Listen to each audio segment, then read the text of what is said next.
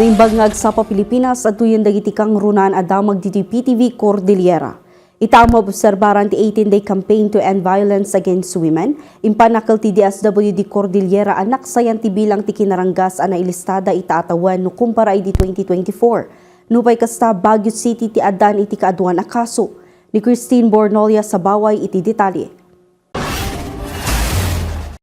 Adda iti pagsasao, ano anya ti kabailan nga aramidan dagiti lalaki, ket kabailan nga aramidan met dagiti babbai. Napatag ti akam dagiti babbai iti kagimungan, iti ekonomiya, politika, kultura, edukasyon, ken dumapay a sektor. Ita ang maobserbaran ti 18th Day Campaign to End Violence Against Women. Isaksakad ti DSWD ti karbangan ken kalintegan dagiti babbai ken ubing. Maitantandudo ti programa ti ahensya para iti nadakamat a sektor. So, ito nga po ay annual or every year po nating ino-observe as mandated by Proclamation 1172, Series of 2006. Ito po ay para itaas ang kaalaman ng publiko at ng lahat po ng nakakakita ng kampanya na ito tungkol sa violence at saka sa kung papaano po natin tatapusin or pipigilan ang iba't ibang forma ng violence. Iti datos ti opisina, Baguio City ti nakailista iti kaadwana nakapasar iti kinaranggas at dumano ni tinasurok sa nga gasot 50. Bimaba no idilig idi napalabas atawan at dumano ni tinasurok 5 gasot 50. Sumaruno ti benggit nga adaan iti nasurok sa nga gasot 30. Bimaba no idilig idi napalabas atawan at dumano ni tinasurok 2 gasot ket 30. Ken maikatlo ti probinsya ti Ifugao nga adaan iti 50 ket 2. Bimaba metlaang no idilig idi napalabas atawan a dumano niti sangagasot ket 2. Sigon iti DSWD Cordillera, kang runa na sospek iti kinaranggas kadagiti babae ket dagiti bukod da nga asawa ken ti sigodan nga asawa da wenno partner da iti biag.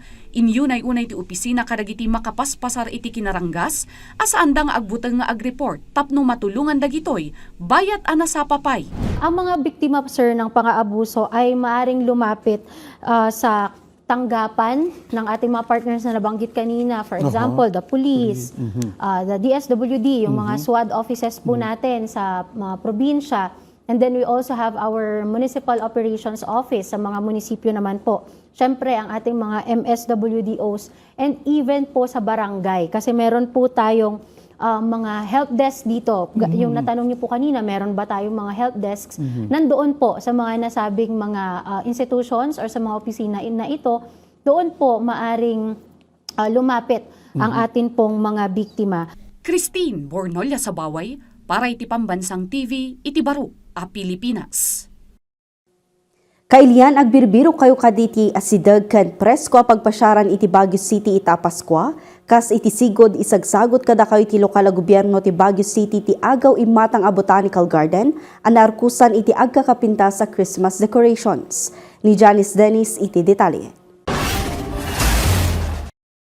5, 4, 3, 2, 1! Flore Benedicta, where blessings bloom. Dayta ti tema ti kaluklukat a Botanical Christmas Garden ita atawan. Makita dagiti agkakapintas a dekorasyon, sabsabong ken sustainable materials. Tampok ditoy ti Fountain of Abundance, amang isim-simbolo ti panagbalin a managparabor ita a Paskwa. May matangan metlaeng ti tallo nga anghel, amang isim-simbolo iti faith, hope and charity. Mangipakpakita laeng ti kinatibker ti syudad nupay adu a panubok ti sangsangwan na. At dapay ti Tunnel of Blessings, simbolo dagiti bendisyon a maipapaay kadagiti amin nga umili. Iti daytoy metlaeng a tunnel, nasken nga amirisan dagiti umili ti kinapateg ti Paskwa. Mabalin metlaeng nga agwish iti wishing willow tree. We enter a world where flowers and lights come together to tell one story, the story of blessings. The Botanical Christmas Garden, the Flore Benedicta, transforms every bloom into a symbol of gratitude, gratitude for life, for love, for healing, for unity, and for every moment that strengthens our community. Iti mensahe ni Baguio City Congressman Mauricio Dumogan, nasken nga ibiyag ti mensahe ni Hesukristo.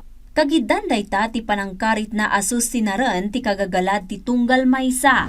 it appears that we tolerate foolishness. We celebrate and say the message of Christmas, we go to church. But unfortunately, it appears that, well, I was able to pray and ask forgiveness for the sins I had committed.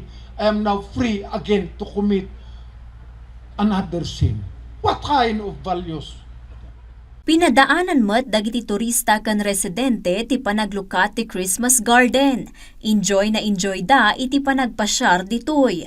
Kaugalyanan da Christina kan ti asawa na manipod pay Bamban Tarlac nga agpasyar iti summer capital of the Philippines tunggal holiday season. Nakaka-overwhelm po kasi every year nandito kami.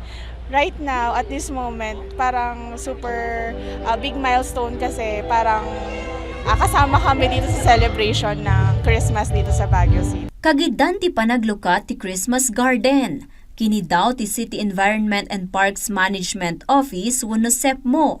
Ti panagbalin a responsable dagiti turista kan residente nga agbisita iti lugar. We are encouraging po lahat ng mga pumupunta dito, tourists, locals, na sana po ay pangalagaan natin ating environment. Huwag po tayong magpitas ng mga halaman, huwag po tayong magkalat dito sa park na ito. Nakalukat daytoy iti 7 o'clock ti agsapa, agingga 12 o'clock ti rabii, agingga March 7, 2026. Libre ti entrance fee dagiti Bliss residents.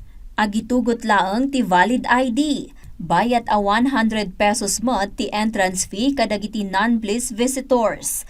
Janice Dennis para iti Pambansang TV, iti Baro a Pilipinas. Dagiti kang runan adamdamag dito PTV Cordillera, i-like, i-follow ka nag-subscribe iti social media platforms ti PTV Cordillera iti Facebook, TikTok, kan YouTube. Para iti PTV balita ngayon sa probinsya, siya ni Audrey Villana na ibagngal daw.